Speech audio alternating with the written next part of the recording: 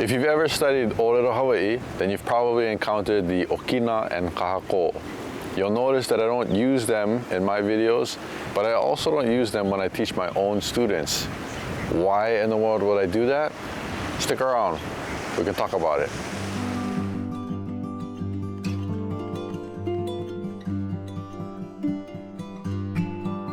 People often ask me why I chose the alala. The message is simple.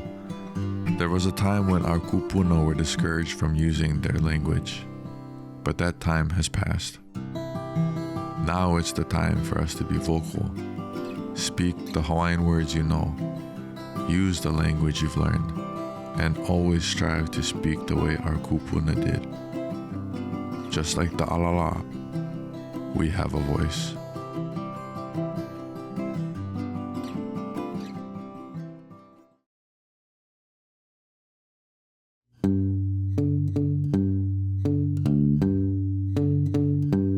Now, for those who are unfamiliar with these two sounds, I'll give you some examples. The okina, or glottal stop, is found in a word like ia. We're here today at the beach, so that's very fitting. Between the I and the A, you hear that sound, ia. That's a glottal stop, or okina. The kahako, or the macron, is essentially a long vowel, and that's represented in a word like la, which means sun, a long vowel at the end. But those are just two examples of what these sounds are and what the symbols look like if you were to write them down. Now at this point you might be thinking, well, if these sounds exist in spoken Hawaiian and people nowadays are writing them in written Hawaiian, then why wouldn't a teacher of the language use them? It's a good question.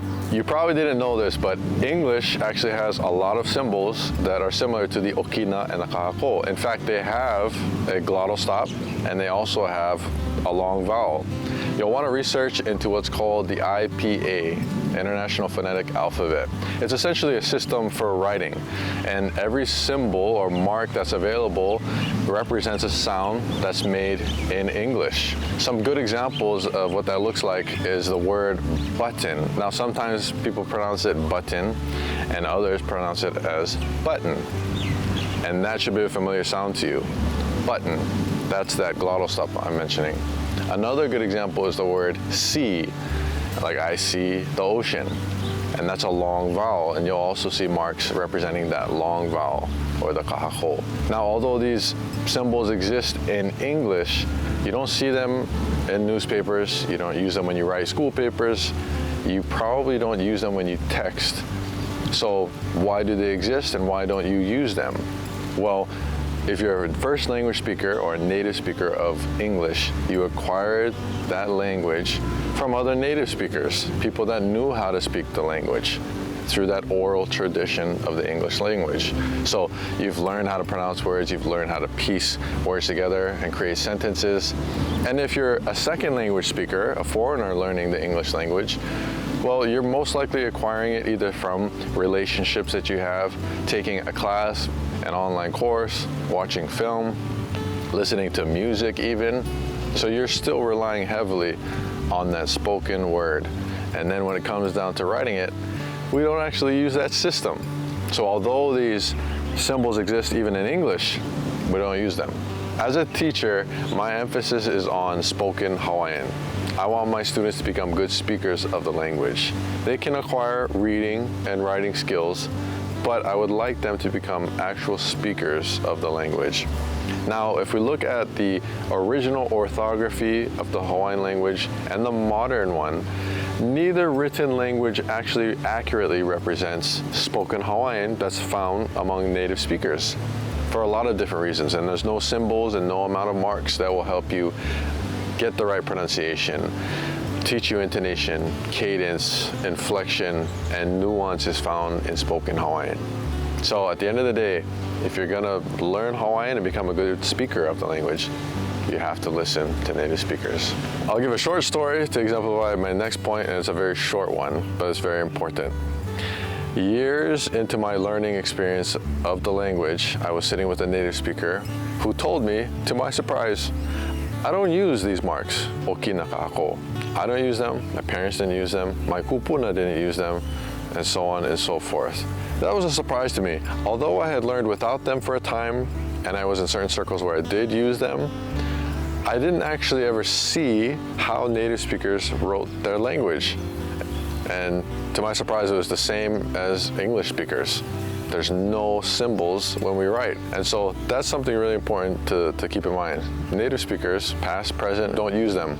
The only native speakers that make use of them are those that are a part of institutions where those marks are encouraged.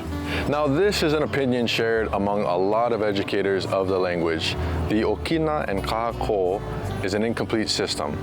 It only represents 2 sounds that are made in the Hawaiian language, and there are so many more sounds that are part of spoken Hawaiian language among native speakers. Now let's look at some examples. In this word, it's that AI sound that we want to focus on in the middle. Now it's typically mispronounced as Y mea, but what they're missing is that I sound. So it's not Y as like the letter Y in English, but it should be Wai, Waimea instead of Waimea. Now, for people that are maybe a little bit more proficient in the language, let's look at this word. The same sound, that AI.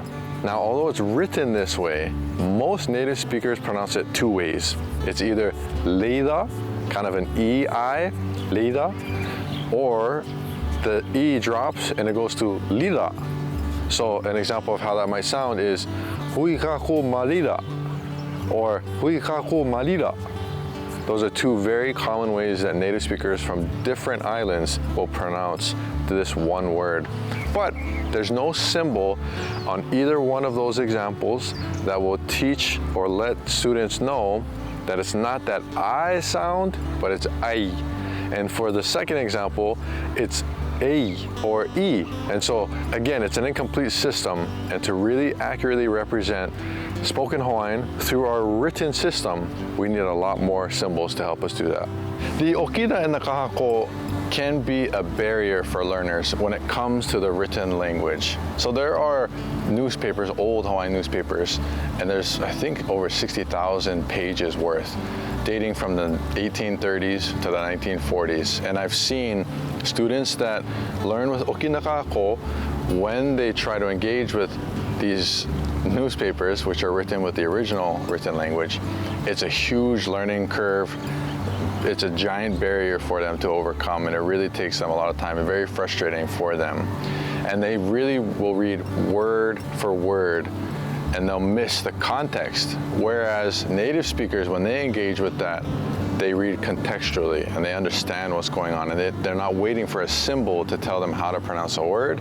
They know it's kai instead of kai because of the context, and that's just one example. So instead of adding a barrier to my own students, I encourage them to use the original written language so that they can engage with this rich depository that our kupuna left for us. Now, this may surprise some of you, but I actually do think that the Okina and the Kahako have a place. I think we should have them in our dictionaries. It's the same way that we do it in English. We have them in some dictionaries and encyclopedias as well. It's a good place to reference terms that you're unfamiliar with, especially when it comes to pronunciation. But having said that, they have to be written using Okina Kahako that accurately, or more accurately, represent spoken Hawaiian, because there are inconsistencies in different circles. So I think they do have a place. I just think they should be in our dictionaries. So to close up here, my recommendation is to use the original or traditional way of writing and to rely on spoken language found among native speakers to really learn how to pronounce things correctly and just overall speech, overall sound. But also, it's a lot faster to write and text without Okina and Kahako, and that's something to consider too.